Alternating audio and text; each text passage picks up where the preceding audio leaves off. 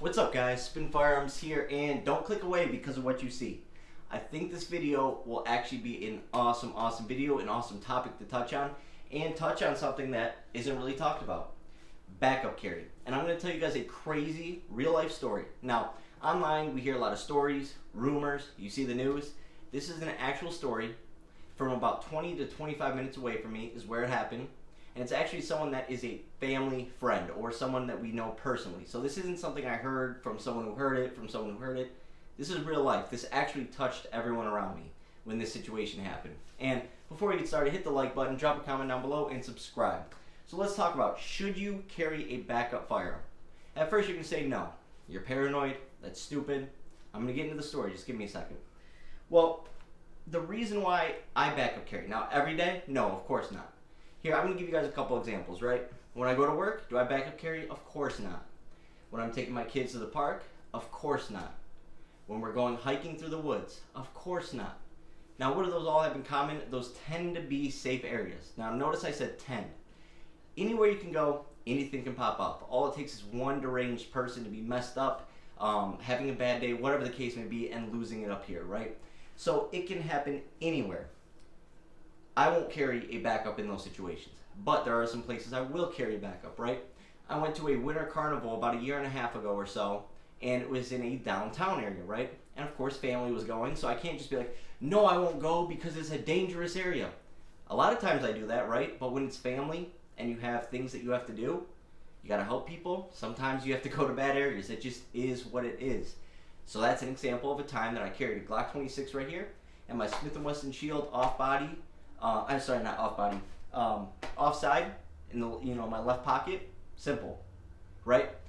But today, when I'm walking, taking my kids to the park, am I going to backup carry? Of course not. That just doesn't make sense. So it's all about where you're carrying. So let's get into the story. So a couple years ago, things were going absolute crazy in our country, as they still are, but things were absolutely out of control. And police were basically told they had to be stationed around the city. And they were told basically they can't do much, but they can just sit there, right? They can keep guard, have a police presence, whatever the case may be, right? And so that's what they did. Now, think what you want about law enforcement, right? I support police. I support law enforcement. I support every first responder. First of all, you need police. I don't care what anyone says. You do, right? Because there's a lot of idiots out there that I don't want to deal with. You don't want to deal with, right? If we have to deal with them, we will, but we don't want to, right?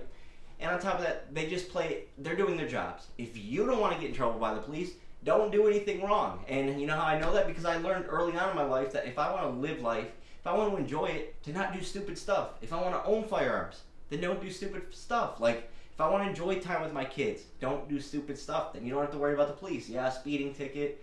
I got a parking ticket not too long ago. I mean, whatever. But, do things by the book. You don't have to worry. So respect the police. But anyways, this was a cop that I'm talking about. And they were told they had to be stationed around the city. And they didn't give her anyone. And they were spread so thin, they said, yep, this is your corner, this is where you're staying, do not move from this time to this time. So doing her job, probably scared, anxious, devastated by all the chaos going on. I would be too, right? Standing there, keeping guard, out of nowhere, right? And you can have all the situational awareness in the world, right? But all it takes is one idiot, like I said. So just standing there, minding her business, I'm sure she had great situational awareness. I'm sure her senses were heightened because of everything going on. But still, out of nowhere, a man decided to run up. Who knows? He could have said, hey, how's it going? Thank you for serving, and then attacked. This is the stuff that can happen out of nowhere. Well, anyways, you heard it. She was attacked. The man pulled out a knife with a 3.5-inch blade and went to town. This is a family friend, right? Now, the one thing that did save her is your bone structure, right? You have a lot of bones in your shoulders and your chest, and that's where she was getting hit repeatedly. By the time this attack was done, the knife was like bent. She got attacked so, I can't probably say the other word, but she got attacked so many times, the knife bent. And the point of what I'm trying to say is, out of nowhere, just doing her job, she gets attacked for doing nothing. Didn't harm a single person, wouldn't harm anyone. Gets attacked out of nowhere. Not just punches, but now we have a deadly weapon involved, right? And it's going. So what does she do? She's going for a Glock 22. That's the number one thing. I'm going for that 22 and I'm going to do what I got to do. They're battling for that 22 now. What do? Literally, when it's two people, you are in a fight for your life. What do? You fight. So she's fighting. That Glock 22 gets slid away 5, 6, 7 feet. Nobody can get to it.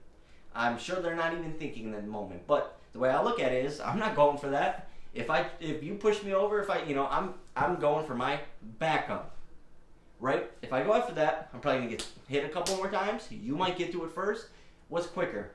That backup. Well, the guy didn't really stop attacking. They stopped for a moment, kept going.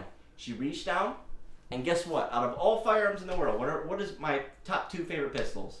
Or sorry, my top 2 favorite Glocks? A Glock 27. Glock 26 is my favorite, but a Glock 27 is the exact same in 40. She pulls out her Glock 27, which if you didn't know, she was carrying it with the factory extension, so that's a total of 10 plus 1 of 40. The flush mag comes with 9 rounds, 9 plus 1 of 40. She had 11 rounds of 40 to decide her fate. Think about that. 11 rounds of 40 to decide your fate if I get to go see my kids tonight. She pulled that thing out and let the whole thing go. Or sorry, not the whole thing. It took 8 rounds of 40. I'm sure they were carrying gold dots or something. I don't know what ammo she was carrying. That's probably a good question I should ask. She let 8 rounds go before that person stopped going.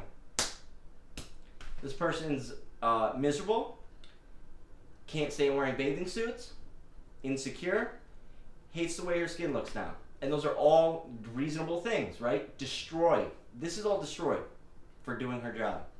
She will no longer be a police officer, went out and got a counseling certificate. These are the type of people that, don't get enough respect. You went and just served people and got attacked and almost didn't make it.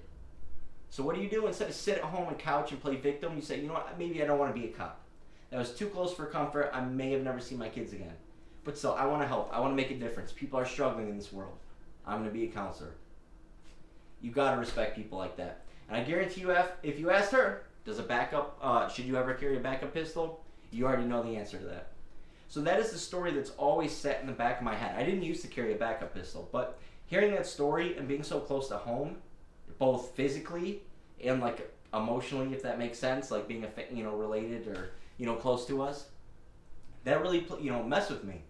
And pocket pistols, that's where they play an awesome role, and that's what I sort of want to talk about. In this pocket, we have a SIG P365. Now, obviously, I'm not standing up, so it's harder to draw, and I was trying to take it out carefully and smooth. But when you're standing up, it is so easy to draw a pocket pistol, right? So having something even offside, just fine. This is a hog holster stash holster, right? So this is a push-off tab. And what happens is I don't want to launch it, but it will launch because the retention, second that trigger guard leaves the trigger guard leaves this trigger guard spot, the retention shoots this. It launches it. So if I press on this, this is going to fly. But anyways, in your pocket, you'll push, it'll release, and now you have something. Now, why sometimes I carry on my offside is, for instance, if I'm using one, a lot of times you're going to be shooting one hand in self-defense. You're going to literally be drawing and just flip up. You're going to go like this. You're literally going to be shooting from here, here, here, here, here. You're going to work your way up, right? And what happens if you go to draw and boom, this arm's out of the fight, right? Now, you could say, okay, well, what if your left hand happened and then you can't get to it? But this is just the way I think. Your main hand's out of the fight, you can still go draw that back up. And you can do everything one-handed with this push-off tab, and it is easy as can be. Now, is a P365 your best backup carry? Of course not. I would never recommend anyone carrying a P365, let alone as your backup. But I would recommend a Smith & Wesson Bodyguard, a Ruger LCP Max. My Glock 42 is awesome. Even, what else do I have? A regular LCP. Those are smaller than this. They're going to be easier to carry and still have capacity. Carry it with good defensive rounds in 380, like Underwood Extreme Defenders, and you're going to be good to go. Now, why I say get something smaller than a SIG is because it's so much easier to carry, therefore you don't even know what's on you. It doesn't affect anything. It doesn't bother you. People always say pocket carries down. Well, I say sometimes you need the smallest possible firearm to either be comfortable or concealed. Simple as that. Like I said, carrying a backup doesn't always make sense, but in a lot of situations, helping family, helping someone move out of a bad neighborhood, going to a sporting event, a concert, you gotta go to bad areas in life, guys. I'm not one of these people that's gonna sit here on this camera and lie and act like, oh, I have situational awareness, I avoid all the bad places. Guys, I don't even go out at night. I love my wife and my kids. That's who I want to be with. I literally never go out at night. That's just not me. I'm a homebody. I love my family. But on top of that, I have no business being outside in bad areas unless I'm called to. And I'm not going to shy away from family activities, life activities simply because it's a dangerous area. I avoid them as much as I can, but if I have to, because I want to help someone or I want to go visit someone, then it is what it is. I just carry more prepared. So that's how I think in life. If you're prepared, if you think things through, how you're going to carry, you don't always need a backup, but in some places like a downtown area, city with more crime, it makes sense. It just does. Hope you guys enjoyed the video. Thanks for watching.